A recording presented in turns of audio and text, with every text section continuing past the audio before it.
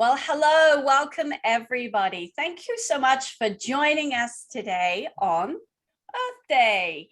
And today we have a fantastic webinar presented by Sarah Zahab. So thank you, Sarah, for joining us today. And a huge shout out to you. Thank you for taking the time to invest in yourself and your continued education today. My name is Nikki Knock, and I'm going to be your host for today's webinar. So just to let you know, your microphone has already been muted for the session, and we're going to use the chat box today to interact, ask questions, and share ideas. So why don't we start right now, just by punching in the chat box. Let us know where you're from, where you're tuning in today. It'd be great to see who is out there this afternoon. Closed captioning is automatically enabled for the session, but you can absolutely turn it off just by hitting the CC button, and then that will remove it from your screen. Great news. This webinar includes a handout, and the link will be dropped into the chat box. So you can have that for your records as you're watching along today. But of course, you can absolutely take your own notes as we go. The webinar also has a quiz to attach to it, so you can get yourself one CEC, and the quiz will be available from next week sometime, maybe the end of this week, and you'll see it in your in your portal on the website. So you can head to your portal and then answer the quiz and gain your one CEC. So there you go, my friends. That's all of the information from me. I hope that you're settled in, you're sitting comfortably, ready to take some notes, because I'm here now to introduce Sarah, our presenter. So Sarah is a registered kinesiologist, clinical exercise physiologist, and group fitness instructor with over 21 years of fitness industry experience. She is the co-owner of Continuum Fitness and Movement Performance, a multidisciplinary clinic in Ottawa. She is a former international fitness competitor, a nationally ranked race walker, and a regular fitness expert on CTV Morning Live Ottawa. Please join me, everybody, in welcoming Sarah today as she shares her amazing presentation on outdoor cardiovascular training. Over to you, Sarah. Well, thank you so much, Nikki. Awesome, and happy Earth Day. I'm so excited to be here to talk about outdoor cardiovascular training, specifically power walking. And I hope to share some great tips for you today, whether you're someone who enjoys walking regularly yourself, whether your clients are avid walkers, whether you lead groups of walkers, or even if you're a runner or work with runners who walk as part of their running regime. Many runners do a 10 and 1 or a 5 and 1 sort of running program where they run for 10 minutes and walk for a minute. If you're looking to perform a race in a specific amount of time, walking faster can help you to get to that running goal quicker, so you don't lose precious time in a race. So we hope to share some tips on how to help you with your walking technique and ensuring that you're amplifying and intensifying your daily walks. So today we're going to be just touching on the Canadian guidelines for exercise, and we're going to review the benefits of walking and exercising outdoors. I think there's a lot of value in sort of touching on, being outdoors and, what sort of benefits we receive from being out there. And we're going to spend some time reviewing power walking techniques, a little bit of time touching on race walking. So if you're looking to intensify and amplify your walks, I have some concrete tips on how to help you walk faster and walk with more intensity so that you are obtaining those cardiovascular benefits when you are performing your walks. And then we're going to run through some warm up and cool down suggestions. So, how do you sort of ramp up to the speed that you're looking for, and what are some great cool down and stretching techniques as well to help you with balancing out and creating a good overall routine. And I will absolutely leave some time for Q&A. I would love to answer any questions you may have on the topic. So let's start with the Canadian guidelines for exercise. Canadians should be obtaining 150 minutes of moderate to vigorous physical activity per week. And I think, many of us work with clients who, we help them with their strength elements, their mobility elements. And, many of my clients perform their cardiovascular training sort of outside of our sessions. And oftentimes I ask, what are you doing for your cardiovascular training? And they'll say, okay, I'm walking, I get lots of cardio. But is it intense enough? We want to ensure that our cardiovascular exercises are moderate to vigorous to ensure that we're obtaining those cardiovascular health benefits. So maybe we need to take a look at the overall intensity and how do we modify that? And with our walks, we can certainly look at increasing the intensity to ensure that we're falling within those ranges. And we want to ensure that we're obtaining a minimum of 2 times a week of strength training or bone strengthening type exercises. And those are recommendations for the 18 to 64 age range. Adults 65 plus have the exact same recommendations, the same amount of cardiovascular and strength guidelines, but with the addition of activities that challenge their balance as well. And many of us have children, or children have very different guidelines and recommendations. Children need to be obtaining 60 minutes of daily activity in that moderate to vigorous range, and then more vigorous activities 3 times a week. And it doesn't have to be, when we're talking about vigorous strength work, it doesn't have to be like actual strength training. It can be things like playing in a park or gymnastics or activities where the children are utilizing their bodies a little bit more. So we also know that more physical activity to a certain extent will reap greater health benefits. So those are the guidelines just to review.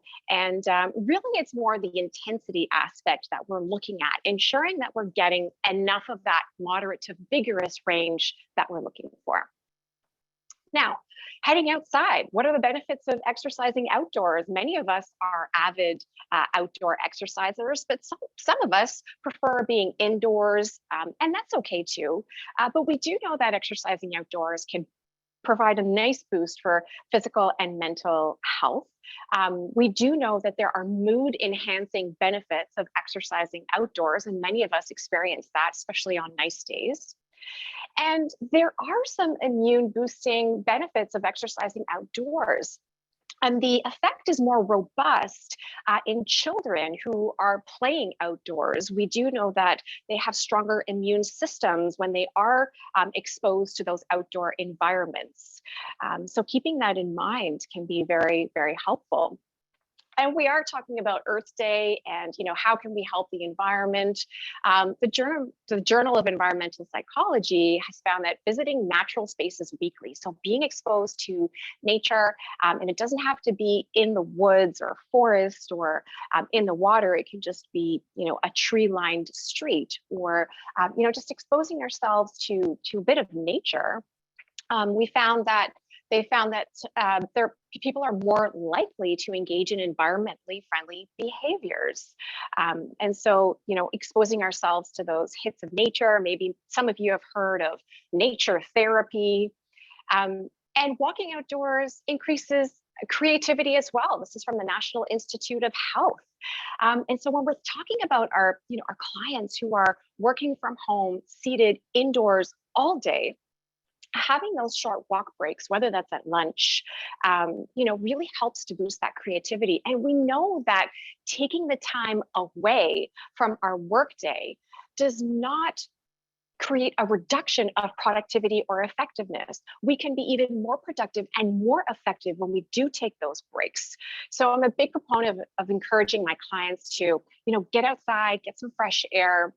We also know that exposure to sunlight, to natural sunlight, first thing in the morning really helps with resetting and resetting natural circadian rhythms. So it can help with our sleep later on as well. So there's so many benefits. And, if my clients aren't able to get outside during the day, during their workday, I really encourage them to get outside at the end of their workday. Many of us are no longer commuting to work. We don't have that drive home or that walk home or that cycle home to decompress and, sort of put away our workday and start our home life. So it can be a really great transition from work to home. So those are just some of the benefits I wanted to touch on. And, there certainly are pros and, cons to being outdoors versus indoors, but I wanted to just highlight a few of the, points comparing outdoor and indoor walking. So, for some, walking indoors can be hugely accessible. Many people have treadmills in their home, or they have access to a gym and it is part of their regular routine going to the gym. So for some, walking indoors can be very accessible. We also know that there is less impact and less stress on the joints walking indoors on a treadmill. And with the treadmill, we do have the option of that variability with the touch of a button. So increasing the incline, increasing the speed, really making those automatic, immediate adjustments as needed. And then, we stable, there's something to say about that stable climate. So there are days where, if it's really humid or really cold, it can just be more comfortable exercising indoors when we've got that stable environment. And in some instances, it can be safer. There's less hazards, less, less stimulus sort of around us, and so we can really focus on, our safety, staying on the treadmill. And for many, having a screen in front of them and watching a show is a way for them to get their cardiovascular training, to get their walks in, to get their steps in. Many people rely on having a sort of distraction to kind of get them through their workout. So these are just some things that we want to kind of keep in mind, outdoor, versus indoor. And outdoor exercising can also be very accessible for many. If we don't have access to a treadmill or a gym membership, it's convenient. We can put on our shoes, head outside. As long as we've got the right equipment, the right clothing, the right gear, we are good to go. And we sort of touched on, the benefits of being outdoors. And, many of us, if you are, I love getting outside, walking, running. I always say that my cardio machines are outside. I don't really use indoor cardiovascular machines, but that's just me. There's just something about that fresh air, that boost that many people get.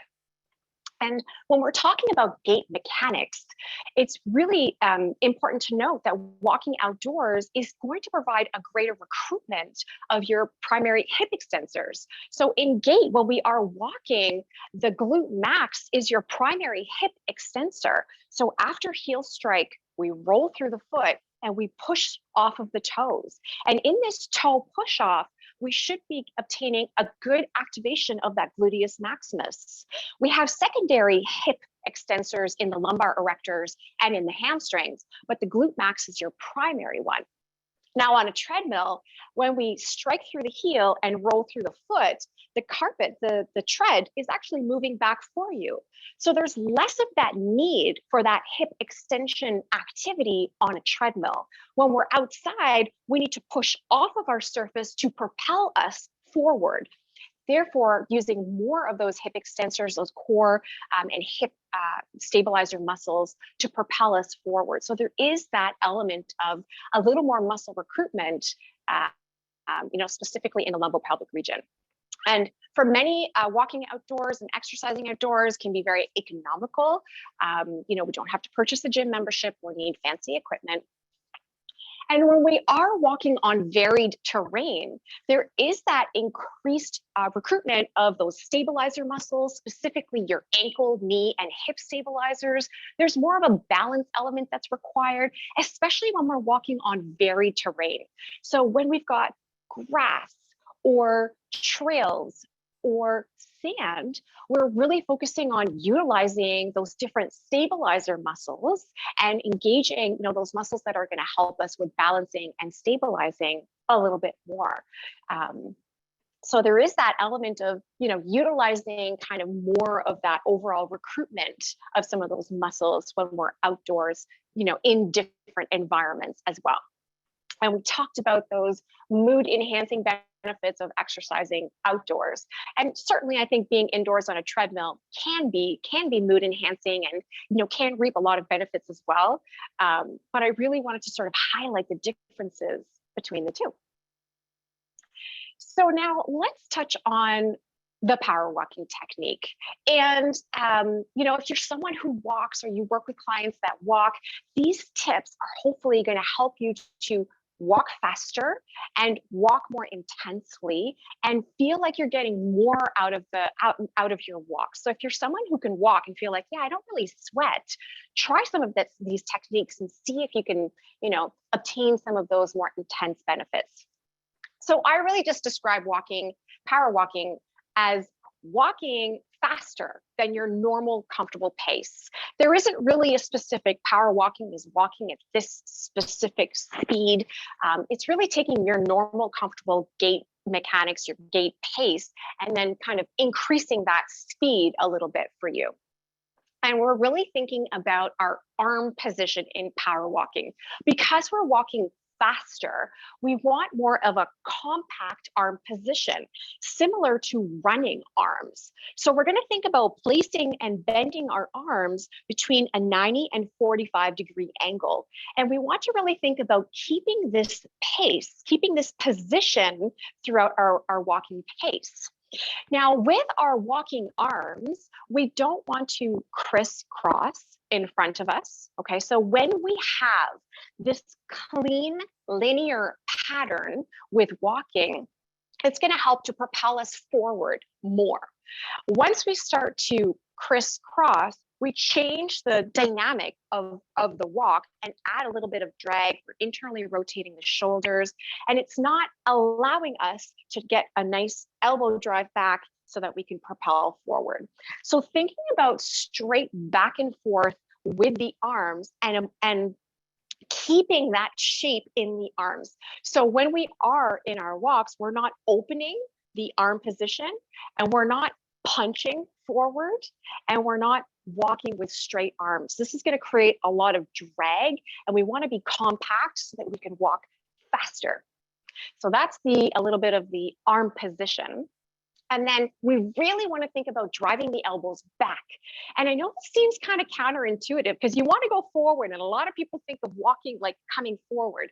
But this aggressive elbow drive back is really what's going to propel you forward. So we think about the elbow drive back, and that acts as a bit of a spring, a bit of a slingshot to help us come forward. So we're not creating forward momentum with the upper body. It's an aggressive elbow drive to the rear, to the back, and that's going to help to propel us forward. Now, this next point, some of you may be like, what? Smaller steps? Yes, smaller steps. I know it seems really confusing because people think I need to walk faster, I'm going to take bigger steps. However, when we take large steps, we're not landing with our base of support under our center of mass. We want to ensure that we're landing with our center of mass directly over our base. And this is going to ensure that all of the muscles can fire optimally, the hip extensors, the core stabilizers. So when we overstride, we have a little bit of excess strain on the lumbar spine. So maybe you want to try this really quick. Like just walk around a little bit. Take small steps, make sure your foot is landing right underneath you, and then walk around and take really big steps. And then just make a note how that feels on the back. Maybe even palpate the lumbar erectors and get a sense of what's happening when you're taking those larger strides. So starting by taking short, quick steps is what you want to be thinking about in the walking technique. We land in the heel in normal gait mechanics, roll through the foot. And in power walking, we want to be thinking about a little more of an aggressive toe push off. So we land and roll, and then we want to think push off the toes. So this elbow drive and toe push backwards are what is going to help to propel us forwards faster. So elbow drive, small, quick steps, pushing off the toes. That's what's going to help to walk us faster. And I am going to be demonstrating with some video footage. So hang on, we'll have a little bit of a visual for our visual learners here. Now, race walking technique, and I am a race walker as well. It's very similar. We have a similar arm position, the elbow drive back. The only difference is that we're landing with a straight leg in race walking, and we're ensuring that we are landing with that leg straight and it stays straight until it passes the parallel mark. So we land with that straight leg and it stays straight until it comes behind you. And that's when you can bend the leg. And also in race walking, we need to ensure that there is one foot in contact with the ground at all times. And when we don't have these two elements, when we're landing with a bent knee or running, so not having one foot in contact with the ground, then those can lead to penalties, infractions, and penalties, and red cards. And maybe you've seen that in the Olympics. Race walking is an Olympic sport. Sometimes it looks really funny, but it is actually pretty challenging. I actually find race walking harder than running for me. And my fastest race walk, 5K, is 28 minutes, but the Olympians are doing it in 20 or 21 minutes, walking a 5 kilometer distance in 20 or 21 minutes. Many of us cannot run that fast. So I certainly think it is a pretty incredible sport. So that's a little bit on the race walking technique, and I'll show a quick little video for that as well. Now, before we take a look at those videos, what's really key to note is that alignment is so important. We want to make sure that everything is kind of stacked up well before we sort of set off in our runs. And a lot of people, or walks, many people will ask, should I be tightening my core? Do I fire my glute? Like, I have some of my walkers saying, I squeeze my glute when I extend. The thing is, in reality, when you land and extend, that is happening so fast that by the time you make that connection, it's a 0.7 second sort of connection. You're almost engaging too late. And we can't create these conscious connections for 10,000 steps. It is just, it's really difficult to, it should be more automated. And so to allow this to ensure that it's more automated, if we're well aligned, then everything is going to fire the way it should. So when we're talking about alignment in our neutral spine, when we're referring to our plumb line, that straight line that runs from ceiling to floor, we want to ensure that our ears, shoulders, hips, knees, and ankles are all lined up. So the shoulder at the acromion process, the iliac crest, the knee, and the lateral malleolus at the ankle. So when all of those structures are lined up, we're in that optimal alignment. And now, certainly, we're not keeping this alignment as we're walking because we're losing that ankle alignment, but we want to be thinking about that stacking, and specifically with the ribs and the hips. Now, let's palpate our transverse abdominis quickly. So if you place your fingers 2 inches from your ASISs, just kind of poke in there, and exhale strongly. Your transverse abdominis is an exhalatory muscle, so you can exhale.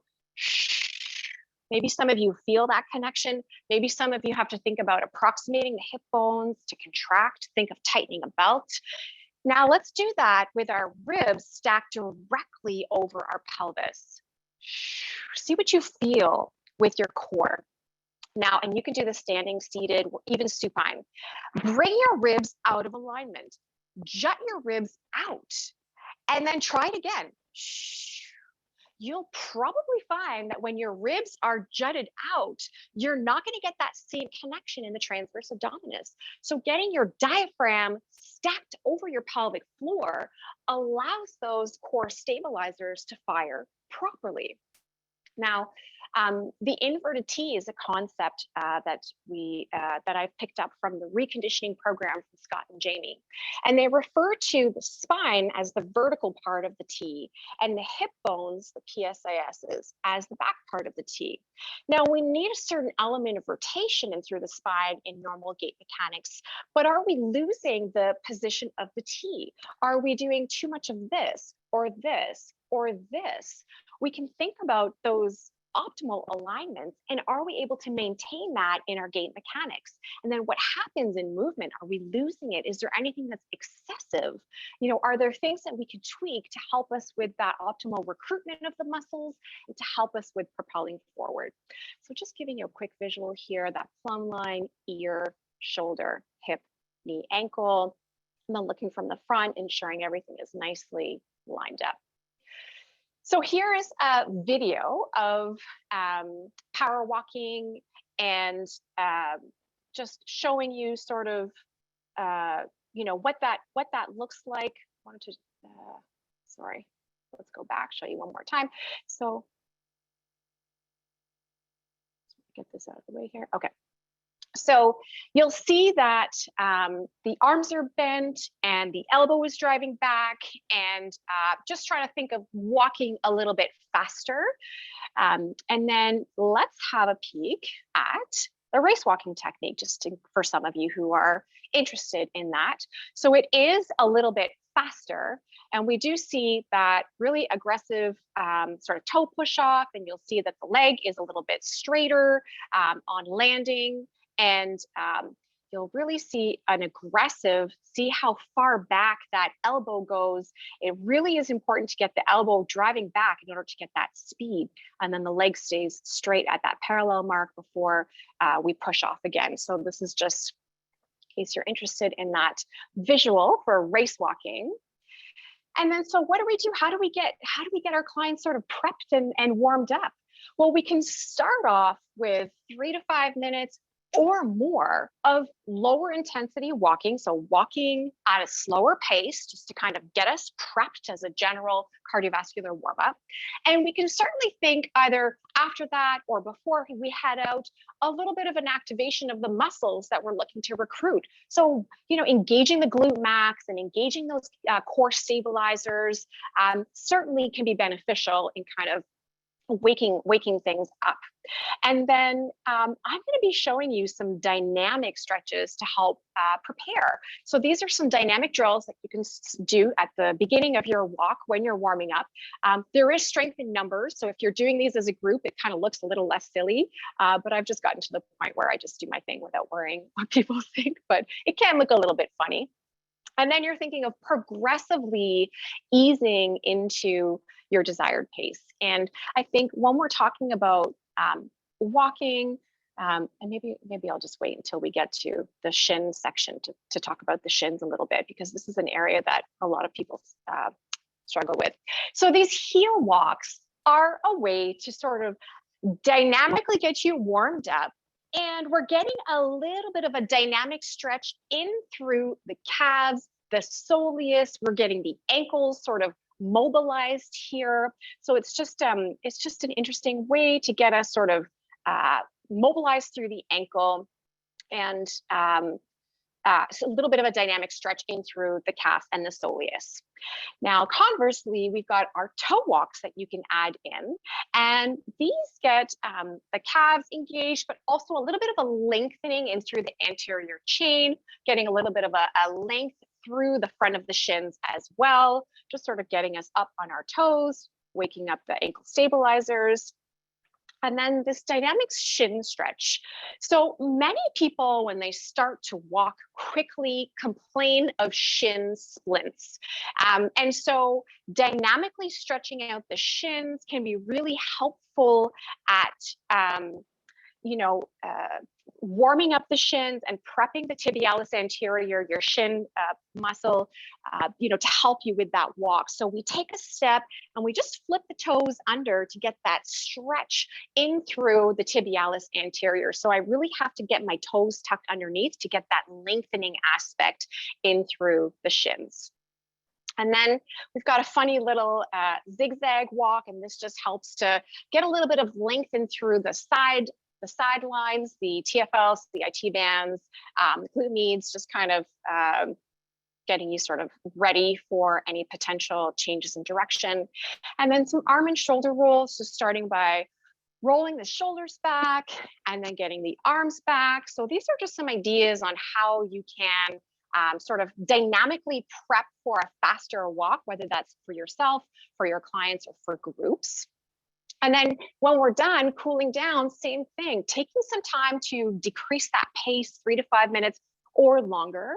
You can certainly repeat those dynamic stretches that we did in the warm-up, and then adding some of those static stretches at the end for those muscles that we're recruiting. The tibialis anterior, a lot of people are going to complain about those shins, so I'll show you a stretch to help with stretching out the shins. I'll show you two. Hip flexors, glutes, quads, shoulders. Certainly this isn't an exhaustive list. If the shins do become quite an issue while you're walking, you can, if it's safe, turn around behind you and walk backwards. And that completely offloads the front line, puts the emphasis on the posterior chain, and gives your shins a little bit of a break. So that is a little bit of a tip to help if you or your clients are complaining about that fatigue in through the shins. And we'll talk about this a little bit more at the global conference. So the tibialis anterior. So I'm going to be showing you some stretches, and maybe we can try these stretches together. The tibialis anterior is that shin muscle. And because in power walking, we have a more aggressive dorsiflexion, we're really aggressively lifting that toe up high, faster, more intensely. Oftentimes people get a little bit tight in through the shins. So similar to that dynamic warm-up, we can flip the toe behind us so the shoelaces are pointing down, and then you would bend the knee to try and lengthen the front of the shin. So I'll just tip my screen down so you can see me a little bit better. So we're tucking the toes under and then bending, maybe you can't see, bending the knee to get that length in through the front of the shin. Now, we can also cross the leg. So you can cross the leg and bend your knees. So we have one leg crossed over with the shoelaces pointing down, and I'm bending my back knee to push the leg down and get that more intense sort of stretch in through the shin. So leg is crossed and I bend the knee to get some length in through the front of the shin. So that's just one way to stretch out the tibialis anterior. And then we've got our hip flexor stretch where we're in a lunge position. We want to think about a posterior pelvic tilt where we are tucking the tailbone under.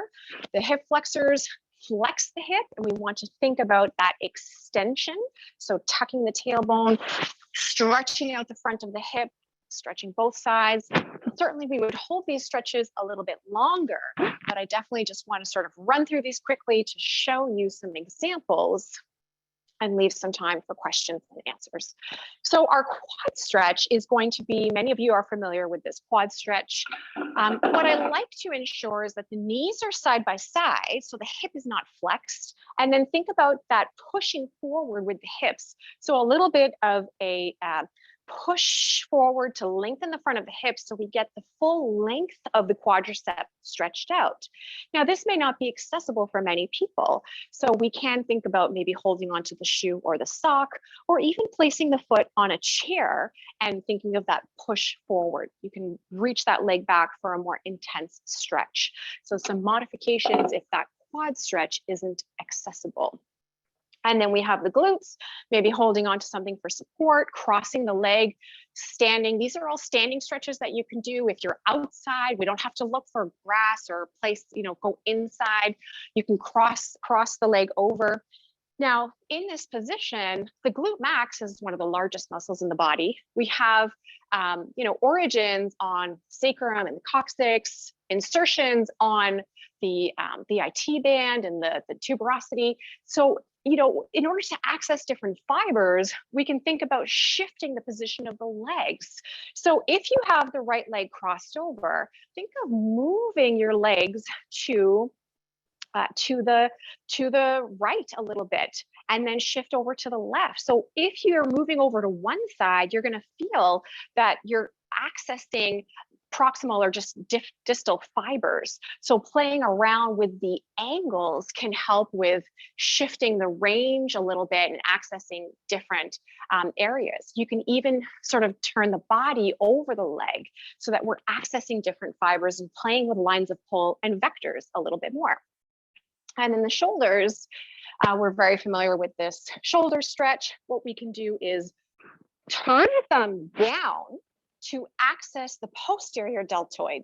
So we're holding on to the forearm thumb down and bringing the arm across the body to get that stretch more in the posterior deltoid.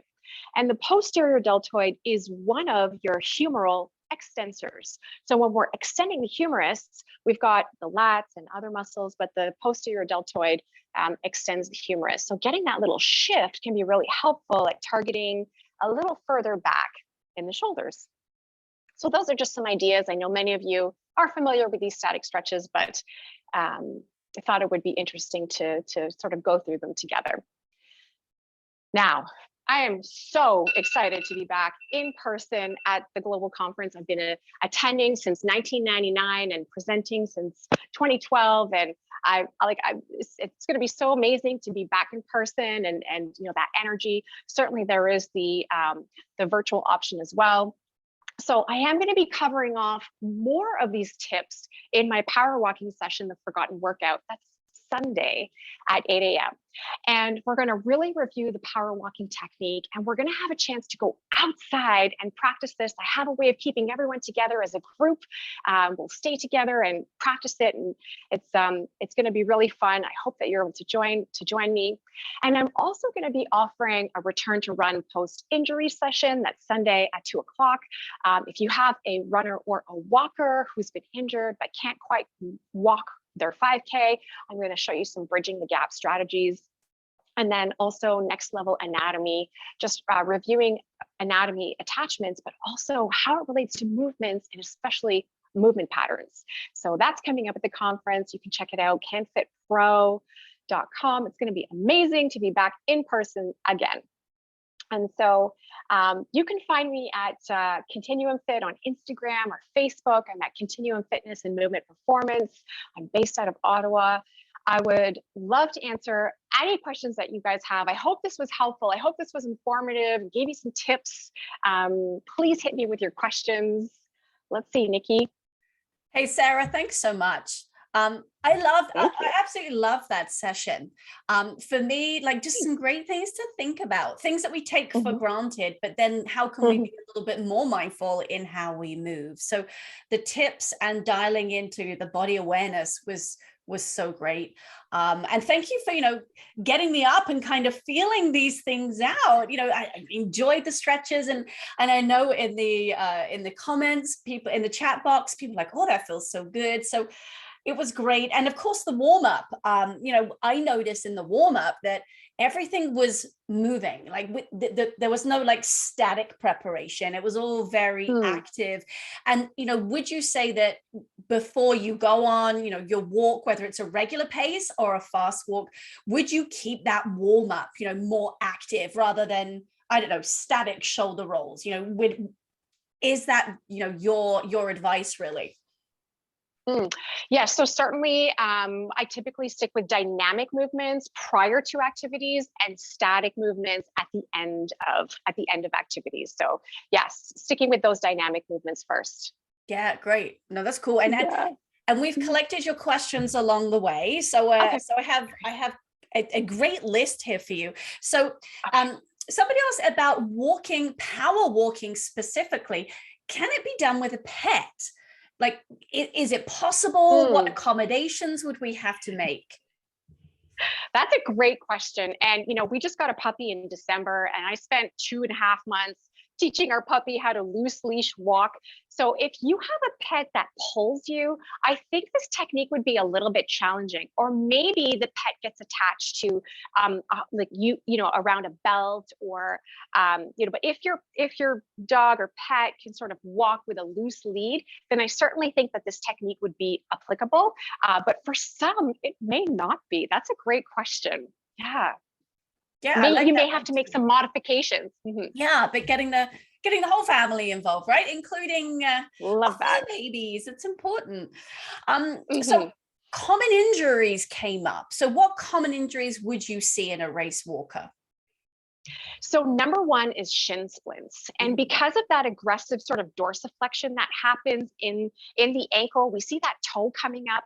a lot of people complain of the shins. And so one way to sort of modulate that is that dynamic shin stretch at the beginning and stretching statically at the end, but also thinking of a very progressive. And I think for all injuries, like being very progressive, power walking can be a very different activity than your regular walk.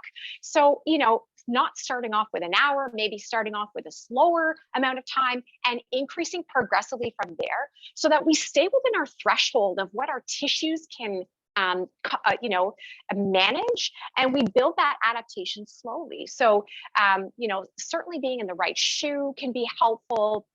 Some people complain of the hips being a little bit tight with that power walking technique, but nothing that can't really be managed with a very progressive ramp up and a good warm up and good cool down.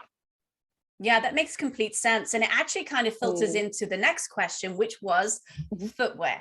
What type of footwear should be wearing for this? Is there a special recommended shoe, extra cushioning? What's the best thing to have on our feet? I think that's going to be really unique for many people. And so ensuring that have something that's well fitted. You actually need a lot of space to power walk in the foot. So you don't want something that's too tight, because in that push off, the toes are going to splay and spread. So making sure that it's not something too tight. Personally, I run in a minimalist shoe, in a 0 drop shoe, but I walk in a 3 mil drop. So I ensure that I have a little bit of heel a lift, just to support me, because there is that more aggressive sort of heel strike in walking. But you would need to sort of try different shoes to see what works best for you, or consult with a podorthist, or even your closest running shoe store. Ask them, tell them you're going to be walking. They may have some specific recommendations. I am a big fan of a flexible insole, and enough space for the toes to splay. Yeah, those are really good points. And that actually leads into this next question. It's like people can read your mind and see where this is going. This is fantastic. So the right footwear. What about the gait when we walk? So is feet under, shoulders, feet under hips? Like, where should we be there in regards to width to obviously get that right stride length that you were talking about earlier? That's great. So we don't want to be walking on train tracks, right? So we're not walking with our feet kind of wide like this. If we had a line, we would be walking on either side of the line. So our inside edge of the foot would be hitting that line. And in race walking, it's a little more aggressive, but in power walking, we want to think about having that inside edge of the foot sort of touching that centered line. So sorry, Nikki, is that what you meant? The foot position, Yes. The Okay. actual question was, and I assume this is from somebody who's already involved in the sport, is they've been told to keep their feet shoulder width apart. So I guess that's where the question came from, was that's what they're currently doing.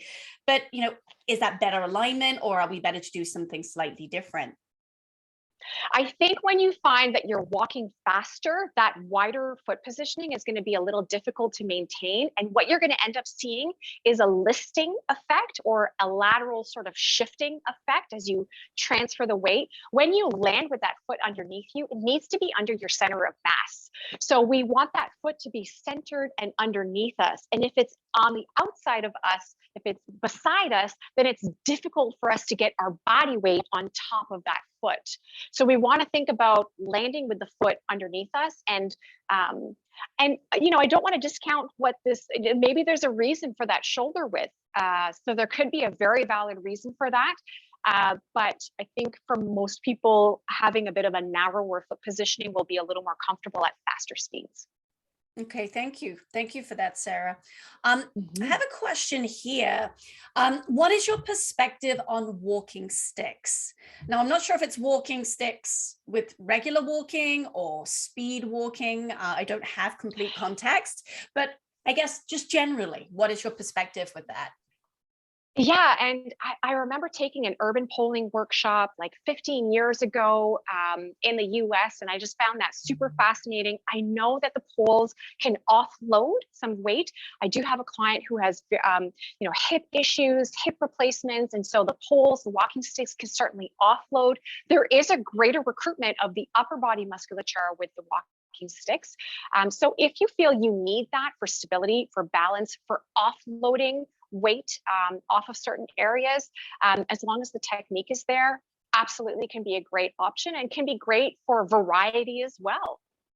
Yeah, Yeah. and talking about the upper body, Sarah, could we incorporate light weights into this for the upper body?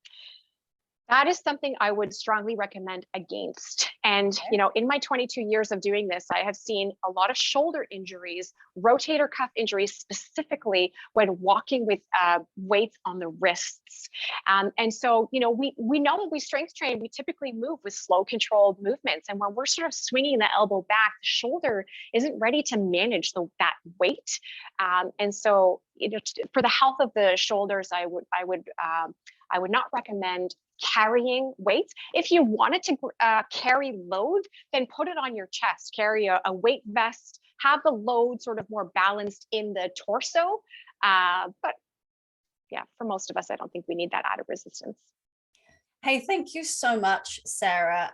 Some great questions, everybody. So thank you so very much. I know we didn't get to everybody's questions, and I apologize for that. We've simply run out of time. So what I am going to say is come to the conference in August. Sarah has some sessions in person and also virtual.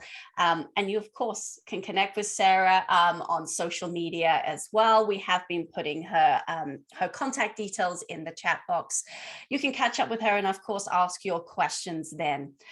After this session has finished, we will be launching a poll for you to give us your feedback on today's session. There is also a link in the chat box as well, so you can be taken in directly that way. But that is the end of our time together, Sarah. I have really enjoyed this. I wish it wasn't as wet and as miserable outside as it is, because I'd be like, now I feel inspired to go for a walk. So I just want to say thank you so much for being a wonderful presenter and sharing your insight. Sarah, is there anything you would like to share with us before we finish our webinar today? Oh, no, just thank you. It was great to see the questions. And, once you get out there, even if it's raining, once you get out there consistently, I think you'll find that getting out in all forms of weather can be beneficial. So yeah, thank you so much. Thanks, Nikki. Hey, my pleasure. Thanks so much, everybody, for tuning in. And hopefully we will see you all real soon at the conference. Take care, everybody. Thank you. Take care.